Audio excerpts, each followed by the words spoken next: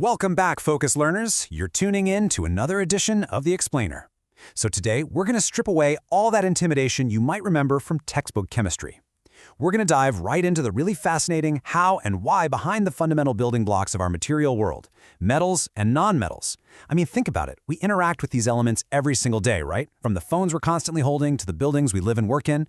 But, we rarely stop to actually think about why they behave the way they do. Well, today, we're going to figure that out. All right, here's our roadmap for this explainer. First, the physical divide. Second, chemical clashes and reactivity. Third, the power of ionic bonds. Fourth, extracting metals from Earth. And fifth, corrosion and creating alloys. Let's jump straight into part one, the physical divide. Just take a quick second to look around you right now. Notice all the shiny, hard, conductive objects you rely on. What actually makes them so incredibly useful to us? It basically comes down to two mind-blowing physical traits, malleability and ductility. Malleability is a metal's ability to just take an absolute beating, literally being hammered into super thin sheets without shattering into pieces. And ductility? That's the ability to be stretched out into thin wires. Honestly, to put that into perspective, you can take a single gram of gold, just a tiny, tiny nugget, and stretch it into a wire 2 kilometers long. No way, right? But that is the literal physical magic of metals. Now, when we put metals and non-metals side by side, it is a seriously stark contrast. Metals are your heavy lifters. They're generally hard, they're sonorous, which just means they ring out like a bell when you strike them, they conduct heat and electricity beautifully, and they have that classic lustrous shine. Non-metals, on the other hand, they're a totally mixed bag. Elements like oxygen, carbon, and sulfur can be solids or gases, but they are typically brittle, pretty dull to look at, and really poor conductors. But hey, nature absolutely loves breaking its own rules, doesn't it? Because of that, just looking at physical properties is actually a pretty imperfect way to classify these elements. Take mercury, for example. It's a metal, yet it just sits there as a liquid at room temperature. Then you have graphite, which is entirely carbon. A non-metal, yet it conducts electricity perfectly fine. And iodine? That's a non-metal with a strangely metallic, lustrous shine.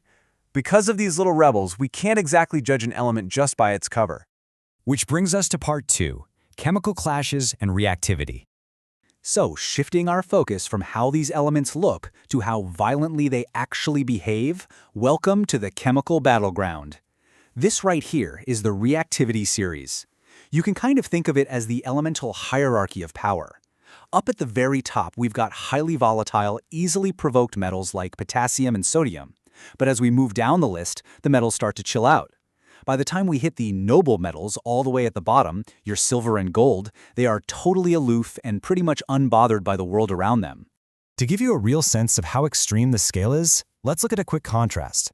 Sodium is so outrageously aggressive that if you just drop it into plain cold water, the reaction is so wildly exothermic it literally catches fire instantly. We actually have to hide sodium submerged in jars of kerosene oil just to stop it from blowing up when it touches random moisture in the air. Meanwhile, down at the bottom, gold and silver are perfectly content to completely ignore boiling hot steam and pure oxygen. And this hierarchy leads directly to what chemists call a displacement reaction. Simply put, this is an atomic takeover. A stronger, more reactive metal from the top of our ladder is going to aggressively bully a weaker, less reactive metal right out of its solution, completely taking its place. It's basically chemical survival of the fittest. Moving right along to part three, the power of ionic bonds. Okay, so we've seen these explosive macro-scale results, but if we zoom all the way down to the microscopic level, it really begs a fundamental question. Why do these elements react in the first place? Like, why can't they just peacefully exist on their own? Well, it all comes down to a desperate give-and-take relationship. Elements are relentlessly chasing after a completely full outer shell of electrons, known as a valence shell, because that is the only way they achieve true stability. Let's use everyday table salt as our example here and watch the microscopic transaction play out. Step 1. An unstable sodium atom desperately wants to get rid of one extra electron. Step 2. An unstable chlorine atom desperately needs to gain exactly one electron. So sodium gives and chlorine takes. Now, because electrons carry a negative charge, dumping one makes sodium a positively charged ion, while grabbing one makes chlorine a negatively charged ion. And step 3, opposites violently attract. Boom! They lock together through an invisible, incredibly mighty electrostatic force. Now, these atomic-level electrostatic hugs are actually what result in the macro-level properties of the salts we use. Because the forces holding them together are just so intense, ionic compounds are solid and very brittle. You'd have to apply massive amounts of heat to break them apart, which gives them super high melting points. But, and here's the cool part, if you drop them in water, they dissolve beautifully. That allows those charged ions to just flow freely, and suddenly they conduct electricity. All right, part 4. Extracting metals from Earth. So, zooming back out from the atomic scale all the way to the planetary scale, we know these elements bond tightly. But how exactly does humanity manage to rip these tightly bonded metals right out of the solid rock of the Earth? Well, first, let's get our terms straight. Metals are technically everywhere in the Earth's crust as minerals, but we can't just go out and dig up any old dirt. We are looking specifically for ores. An ore is a special mineral deposit where the Earth has naturally concentrated a huge treasure trove of a specific metal, making it actually economically profitable for us to extract. And how do we bend these ores to our will? It's essentially a massive industrial 4-step recipe. Step 1, concentration. We wash away all the useless sand and dirt. Step 2, roasting or calcination. We blast the ore with insane heat to force the metal to bond with oxygen, creating a metal oxide.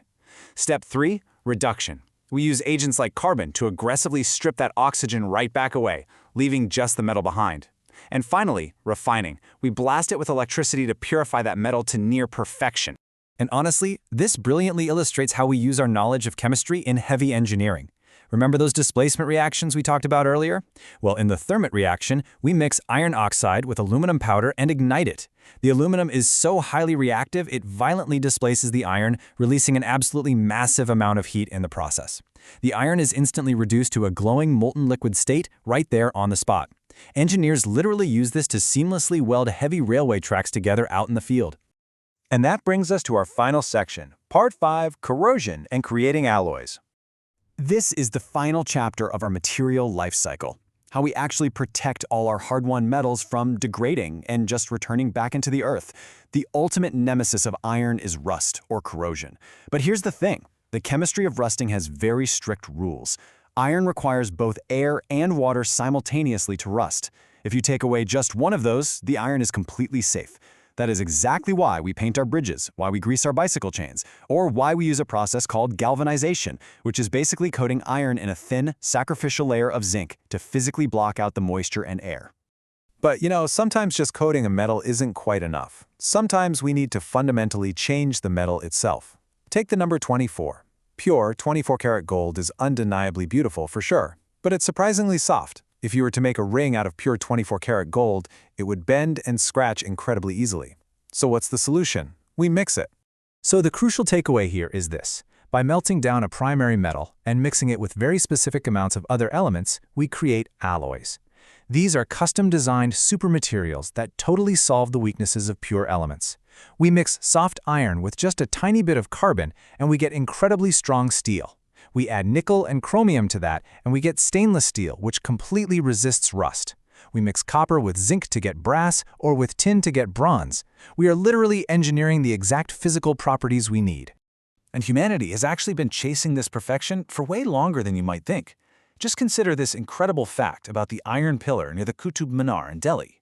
Ancient Indian craftsmen somehow managed to perfect a rust-resistant iron over 1,600 years ago.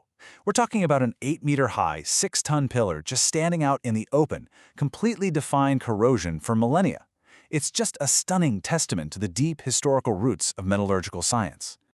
So, we've journeyed all the way from understanding the basic physical divide of shiny metals and brittle nonmetals, down to the explosive ionic battles for electrons, and back up to the industrial extraction and clever alloying of the materials that literally build our modern world. But it leaves us with a pretty fascinating final thought. With virtually infinite atomic combinations still out there just waiting to be discovered, what incredibly strong, lightweight, or conductive supermaterials are we going to create next? Thank you so much for exploring the elements with me today on The Explainer. Keep learning and stay curious.